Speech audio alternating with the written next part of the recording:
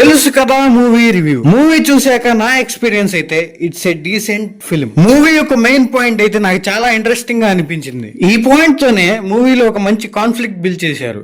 దీనివల్ల ఇప్పుడు హీరో ఏం చేస్తాడు అనేది ఇంట్రెస్టింగ్ గా ఉండబోతుంది. హీరో వరుణ్ ఫ్యామిలీ, మ్యారేజ్, ఒక సింపుల్ లైఫ్ లీడ్ చేయాలనుకునే వ్యక్తి. కానీ తన క్యారెక్టర్ వల్ల చాలా ప్రాబ్లమ్స్. ఎలాగోలాగా ఒక అమ్మాయి సెట్ అయింది. అసలు తన క్యారెక్టర్ ఏంటి, ఈ అమ్మాయి వల్ల తన లైఫ్ బాగుందా లేదా అనేదే స్టోరీ లైన్.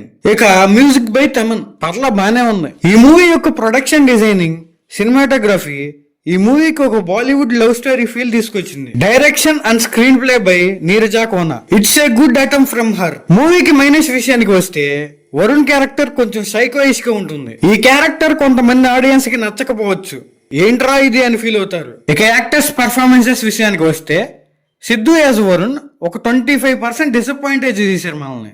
ఎందుకంటే ఆ డైలాగ్ డెలివరీ మనల్ని అంత ఇంప్రెస్ చేయదు. శ్రీనిధి అండ్ రాశి క్యారెక్టర్స్ అయితే ఇంకొంచెం బాగా చూపించుంటే బాగుండేది, కానీ వాళ్ళ పర్ఫార్మెన్సెస్ బాగానే ఉన్నాయి. ఇక మూవీకి వెళ్ళొచ్చా అంటే అలా టైం పాస్ ఒకసారి వెళ్ళి రావచ్చు. సో ఇదిరా review. Subscribe to our channel.